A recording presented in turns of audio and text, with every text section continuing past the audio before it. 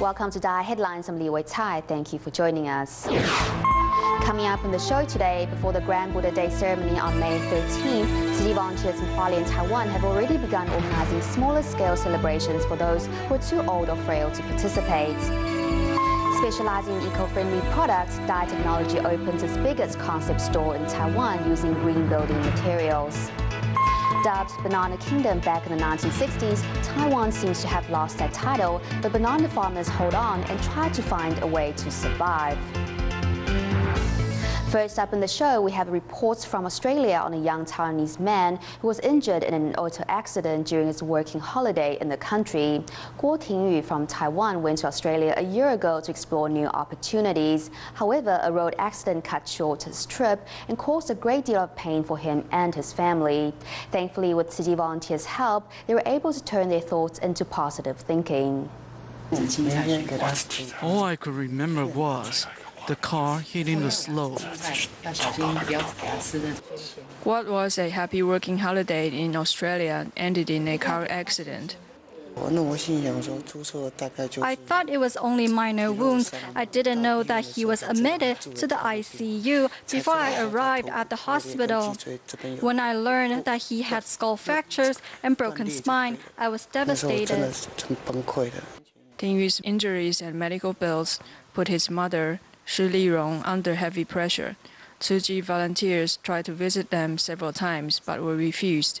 The troubled family only accepted the books from the volunteers. In the books by Master Zheng Yan, there were questions from others. I realized that it is actually your own thoughts that were bothering you.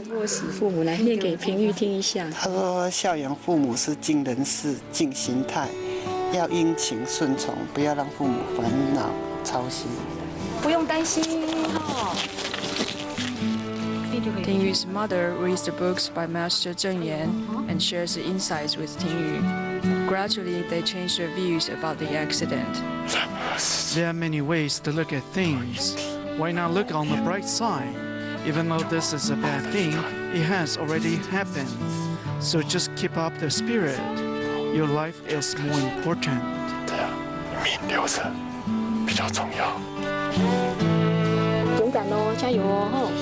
Tingyu has learned to appreciate the help he received from others. He told the volunteers who kept him company in the hospital to visit him in Taiwan when they have a chance to do so. The Australian volunteers will keep to their promise. Tingyu may have suffered greatly from the accident, but at least he has the care and support of his family and new friends. Moving to Taiwan, as Buddha Day and Mother's Day are less than 2 weeks away, city volunteers in Hualien have started visiting local nursing homes to celebrate the festivals with the seniors who are unable to make it to the main venue. Volunteers guide the seniors through the ceremony in hopes of imparting its beauty. Here at the Ministry of Interior-run East Home for Senior Citizens in Hualien, Taiwan volunteers hope to give the 280 residents a chance to pay their respect to both the Buddha and their mothers. This activity can help bring much peace of mind to our residents who have been quite enthusiastic about it.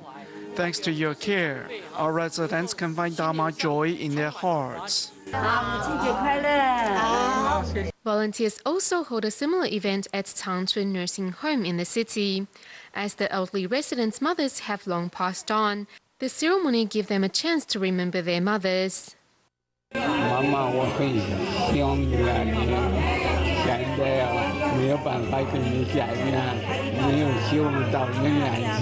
The visits also remind the volunteers of their own mothers, like Wu Fangyi, who, although lost her mother when she was 7, still remembers her mother's love clearly. Up to the moment of her death, she was still trying to help me plan my future. So I think that mothers everywhere are really something special. It is only that the road that my mother walked was slightly different from other mothers. Thanks to events like these, the Buddha Day ceremony becomes not only a time for thanks, but also a time to come together and share blessings for the sake of society. In our featured series, One Step Ahead, yesterday we looked at some of the best ways to help school-age children grow intellectually and emotionally according to the development of the brain. Today, our focus shifts to infants and toddlers between the ages of 1 and 3, a period when the brain grows at its most rapid pace.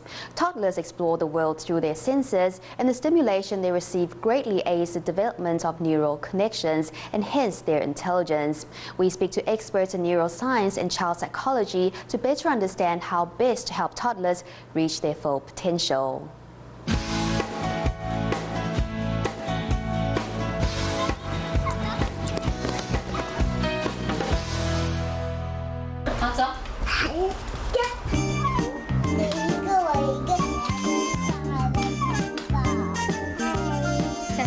Yong is 2 years old. She has just started walking and talking and is using all her senses to learn about the world. With so many toys at home, Yong has no shortage of playthings, but still prefers to play with her mom.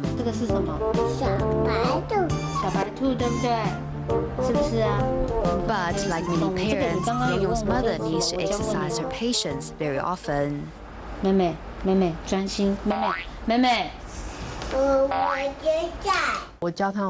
want to teach your children and expect his or her cooperation, but it doesn't work that way. For infants and toddlers, you need to accommodate and understand where he is in terms of development. You need to know what he can or cannot do at this stage. You can teach 1-year-olds numbers or alphabets, but they learn and forget just as quickly. Even though toddlers cannot keep still and have a short memory, they're still like a sponge, absorbing and learning everything from their surroundings. Children explore and think and come to you when they have a question. Our response will help guide them to do more thinking. When I was a child, after school I went home and played with the twigs and wild fruits I found on the ground. That was enough to keep me happy. I believe that children do not need expensive toys. It is important to be an example for them and spend time with them. In terms of brain development, infants and toddlers come to know the world through everyday situations. The stimulations to their senses will help promote stronger connections between nerve cells. When the child is growing, the more information he is exposed to, the better it is for the relevant neural network. The synapses will be well developed, enabling better cognitive performance. The development of synapses will be stunted without adequate stimulation, consequently affecting a child's ability to process information.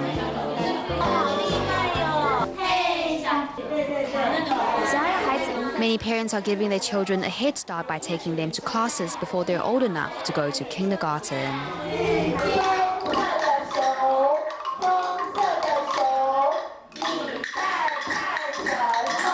At this parent-child class, children are playing percussion instruments and reading out lines to the beat.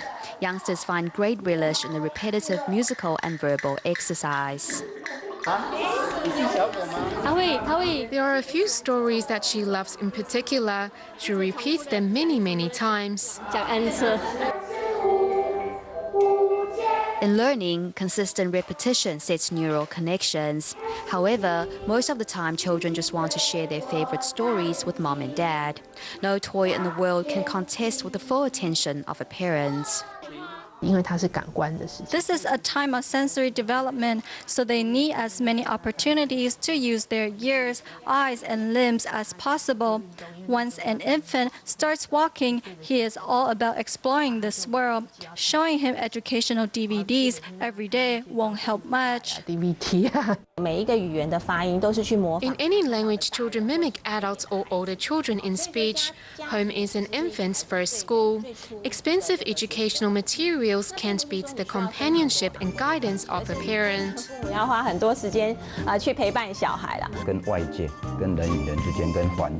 are endless opportunities out there for a child to interact with people, the environment, and the world. And that's what nurtures a child's brain and neural development and helps them become smarter. As As every child is different, parents are advised to provide intellectual stimulation and support according to the needs of the young individual. It should be noted that overstimulating children may have adverse effects. It is believed that Tourette syndrome is caused by psychological stress. Traditionally, the prevalence of Tourette is highest in school-age youngsters, but now you'd find children around 3 with this disorder. Patience is vital when it comes to teaching children. Parents are inclined to rush their children and very soon start doing things for them, robbing youngsters of the opportunity to take care of themselves. Soon youngster will only do things when prompted. For instance, at meal times, if you have everything ready for the child, he won't have to express his needs and hence lose the opportunity to practice speech. Give children a chance to learn. Making learning fun is the best way to keep children motivated. In tomorrow's report, we go back in age to explore the cognitive development and growth of babies before the age of 1.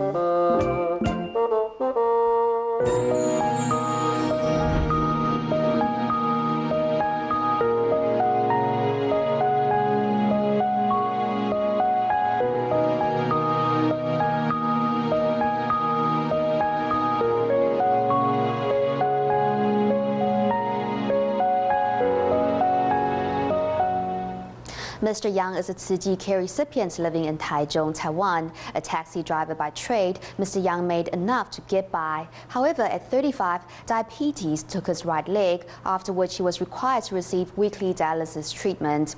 As his meager income was unable to cover his medical costs, Tzu Chi stepped in to help.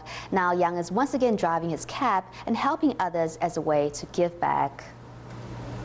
Tuesday, Thursday and Saturday, each dialysis treatment takes about 4 hours. He said to the person in the bed next to him, since we have to get dialysis, we should face this problem head on. At noon, Mr. Yang shrugs off the lightheadedness that comes with treatment and gets ready for work.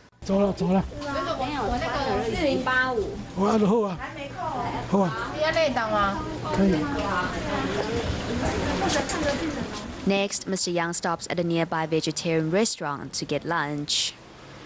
50 to 60 NT of food is enough for me. Mr. Yang then jumps into his cab and prepares to start his workday. While hospitalized due to diabetes, it was thanks to Tzu Chi that Mr. Yang was able to pay his medical bills. Now, well, he does his best to give back. For every customer he picks up, Mr. Yang donates part of the fare to his Tzu Chi bamboo bank. He is full of love. It is very moving to see him. The average person maybe can match what he does, but we should try to learn. 110。Money comes and goes. You make some, you spend some. There's no point to always thinking about how much you have to make. That kind of money won't necessarily stay with you. But when donating, it will one day circulate back to you. Yang faces his loss with an open mind and is grateful for being given a second chance. If you don't move, your body gets worse a lot quicker. Although my body is already half finished, as long as I can still use it, I will do so. If you live a luxurious life, your blessings will be used up. But if you save, your blessings will never be exhausted.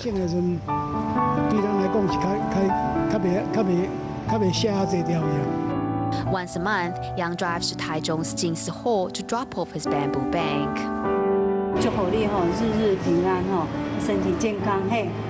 Life is full of ups and downs. However, Yang and his yellow cab are driving straight ahead towards a land of blessings and joy. Environmentally oriented, DaAi Technology is a company that makes products out of recycled PET bottles. We joined the opening ceremony of DaAi Technology's largest concept store in Taiwan, which is located in the Shiling district of Taipei.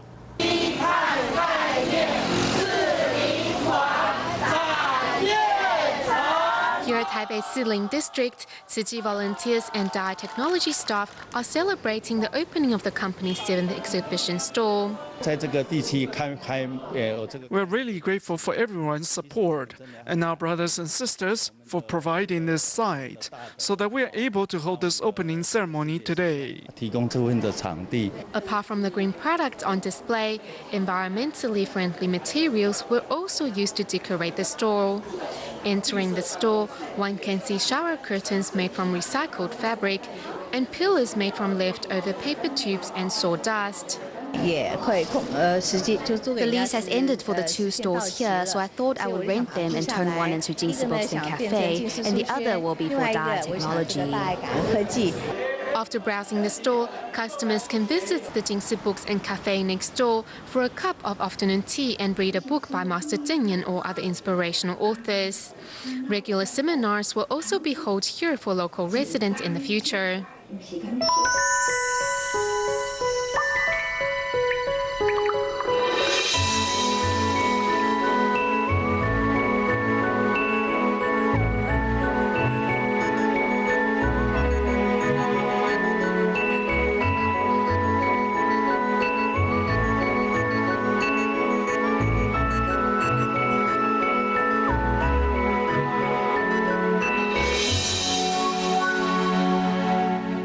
In our featured report on Taiwan's sunset trades, today we'll be looking at the fading industry of banana farming and the farmers behind it. In 1963, Taiwan's bananas were widely exported to Japan, and in the ensuing 10 years, banana farming became one of the most important industries in Taiwan, earning the country considerable amounts of foreign exchange. Back in the Golden Age, mountains were filled with banana farms, which earned Taiwan the title of Banana Kingdom. Let's take a look.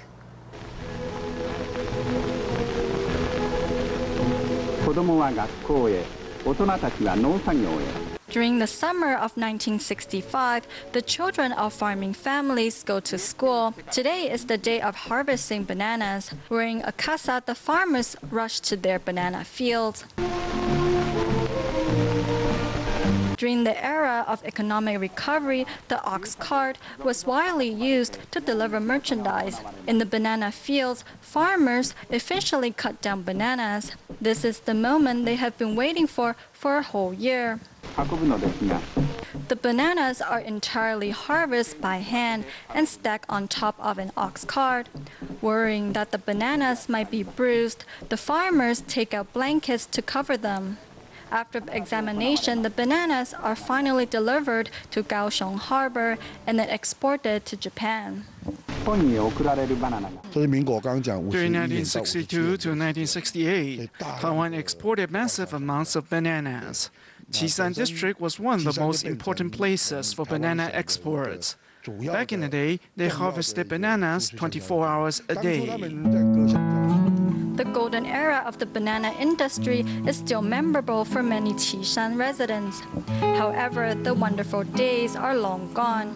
75-year-old Lu Ming has been watching over his banana field for all his life. His bananas' quality was so good that they were exported around the world. I've established a deep connection with this land and the plants. So if my health is all right, I don't want to give up.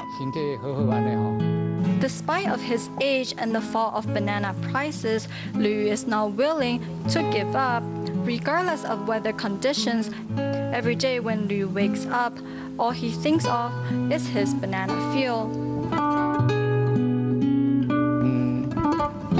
My income from selling bananas is not enough to support our family.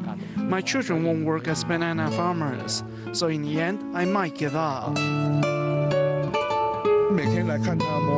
Every day they care for their bananas and hope to sell them at a good price. When it is time to harvest bananas, farmers will wrap them with blankets so they won't get bruised. They care for the bananas just like their own children. Although the golden age of Taiwan's banana industry seems to have passed, these banana farmers who once created Taiwan's export miracle still firmly stand by in their fields, hoping that one day a miracle will happen. 75-year-old Lu Ming, whom we met in the last story, has seen the rise and fall of the banana industry in his hometown of Qishan and witnessed how young people moved away one after another in search of better business opportunities. But to the delight of Lu Ming and other banana farmers like him, several local young men came together and formed a band, hoping to use music to revive Qishan's banana culture. A truck filled with bananas moves from the banana field to the loading dock. Before reaching customers, it goes through a process of sorting and packaging. Although a caddy is only sold for 10 to 12 NT dollars, the banana farmers still care for their products until the very last minute.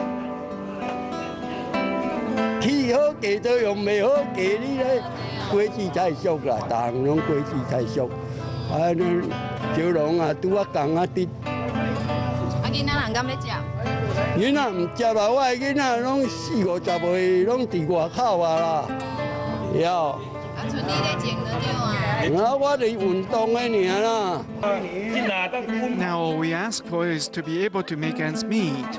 We need to rely on our children to support us. We can support them by growing bananas. The popular Qishan district saw its population bottom out as the heyday of the banana industry faded. However, things are taking a turning after this group of young people showed up.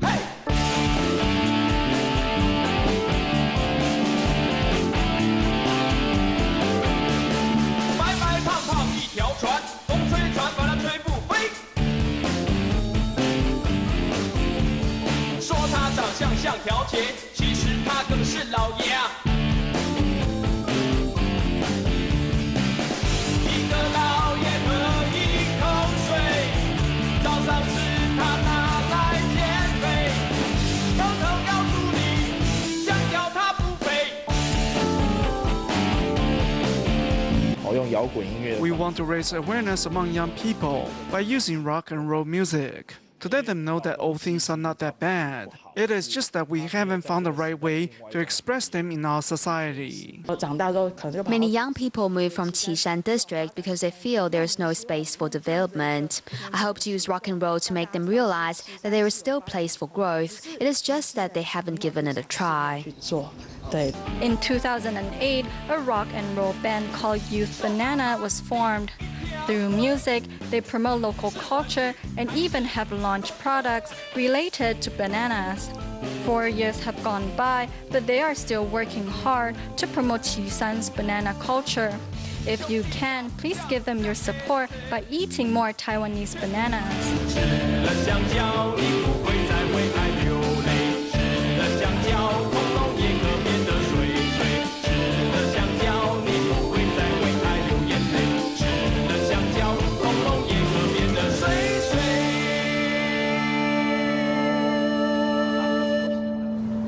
At the end of the show, we go to Indonesia, where college students who are interested in humanitarian work attended a Tzu Chi seminar held at the Tzu Chi School in Jakarta.